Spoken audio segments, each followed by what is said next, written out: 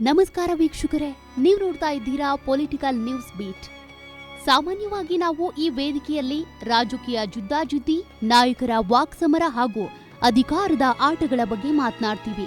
ಆದ್ರೆ ಇಂದು ನಾವು ಹೇಳ ಹೊರಟಿರುವ ಸುದ್ದಿ ರಾಜಕೀಯದ್ದಲ್ಲ, ಬದಲಾಗಿ ನಮ್ಮೆಲ್ಲರ ಕರುಳು ಹಿಂಡುವ, ಕಣ್ಣಾಲಿಗಳನ್ನ ಒದ್ದೆ ಮಾಡುವ ಒಂದು ಮಮತಾಮಯಿ ತಾಯಿಯ ಕತೆ. ಹೌದು ವೀಕ್ಷಕರೇ, ಹಣೆಯಲ್ಲಿ ಅಗಲವಾದ ಕುಂಕುಮ, ಸದಾ ಮುಖದಲ್ಲಿ ತುಂಬಿರುತ್ತಿದ್ದ ಮಂದಹಾಸ, ನೋಡಿದ ಕ್ಷಣ ಕೈ ಮುಗಿಬೇಕು ಅನ್ನಿಸುವಂತ ದೈವಿ ಕಳೆ, ಆ ತಾಯಿಯೇ ಚೆನ್ನಮ್ಮ. ಇಂದು ಆ ಮಹಾತಾಯಿ ನಮ್ಮೊಂದಿಗಿಲ್ಲ. ಮುತ್ತೈದೆಯಾಗಿ ಸುಮಂಗಲಿಯಾಗಿ ಇಹಲೋಕ ತ್ಯಜಿಸಿದ್ದಾರೆ. ಆದ್ರೆ ಅವರು ಬಿಟ್ಟು ಹೋಗಿರುವ ನೆನಪುಗಳು ಇಡೀ ಊರನ್ನೇ ಶೋಕ ಸಾಗರದಲ್ಲಿ ಮುಳುಗಿಸಿವೆ. ಭಾರತೀಯ ಸಂಸ್ಕೃತಿಯಲ್ಲಿ ಮುತ್ತೈದೆಯಾಗಿ ಸಾವು ಕಾಣುವುದು ಅಂದ್ರೆ ಅದು ಬಹುದೊಡ್ಡ ಪುಣ್ಯ ಅಂತ ನಂಬಲಾಗಿದೆ. ಚೆನ್ನಮ್ಮನವರು ಕೇವಲ ಒಂದು ಕುಟುಂಬಕ್ಕಷ್ಟೇ ಸೀಮಿತವಾದವರಲ್ಲ, ಅವರು ಆ ಊರಿನ ಪ್ರತಿಯೊಂದು ಮನೆಗೂ ಬೇಕಾದವರಾಗಿದ್ರು. ಯಾರೇ ಕಷ್ಟ ಅಂತ ಬಂದ್ರೂ ತಮ್ಮ ಕೈಲಾದ ಸಹಾಯ ಮಾಡಿ ಅನ್ನ ಹಾಕಿ ಕಳುಹಿಸುತ್ತಿದ್ದ ಅನ್ನಪೂರ್ಣೆ ಆಕೆ.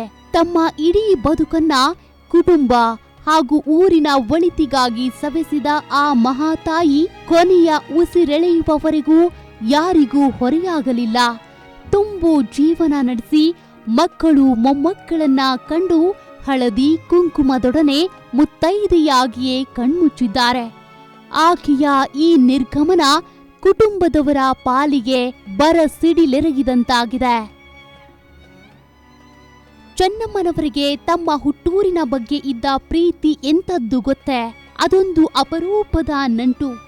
ಎಷ್ಟೇ ಕಷ್ಟ ಬಂದ್ರೂ, ಎಷ್ಟೇ ಏಳು ಬೀಳುಗಳನ್ನ ಕಂಡ್ರೂ ಅವರು ತಮ್ಮ ಮಣ್ಣನ್ನ, ತಮ್ಮ ಊರನ್ನ ಬಿಟ್ಟು ಕೊಟ್ಟವರಲ್ಲ.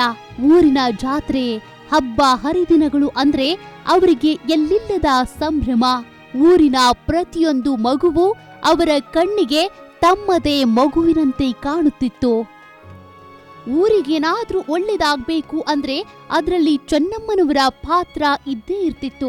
ಇಂದು ಆ ಊರಿನ ಮಣ್ಣು ಕೂಡ ತನ್ನ ಮುದ್ದಿನ ಮಗಳನ್ನ ಕಳೆದುಕೊಂಡು ಮೂಕ ವಿಸ್ಮಿತವಾಗಿದೆ. ಆಕೆ ನಡೆದಾಡಿದ ಹಾದಿ, ಕೂತು ಮಾತನಾಡುತ್ತಿದ್ದ ಕಟ್ಟೆ ಎಲ್ಲವೂ ಈಗ ಬೇಕು ಅನ್ನುತ್ತಿದೆ. ವೀಕ್ಷಕರೇ, ಒಬ್ಬ ವ್ಯಕ್ತಿ ಹೇಗೆ ಬದುಕಿದ್ರು ಅನ್ನುವುದಕ್ಕೆ ಅವರ ಅಂತಿಮ ದರ್ಶನಕ್ಕೆ ಸೇರುವ ಜನಸ್ತೋಮವೇ ಸಾಕ್ಷಿ ಅಂತಾರೆ. ಇಂದು ಚೆನ್ನಮ್ಮನವರ ಅಂತಿಮ ದರ್ಶನ ಪಡೆಯಲು ಇಡೀ ಊರೇ ನೆರೆದಿದೆ. ಯಾವ ಮನೆಯಲ್ಲೂ ಇಂದು ಒಲೆ ಉರಿದಿಲ್ಲ. ಪ್ರತಿಯೊಬ್ಬರೂ ತಮ್ಮ ಹೆತ್ತ ತಾಯಿಯನ್ನೇ ಕಳೆದುಕೊಂಡಂತೆ ಬಿಕ್ಕಿ ಬಿಕ್ಕಿ ಅಳುತ್ತಿದ್ದಾರೆ.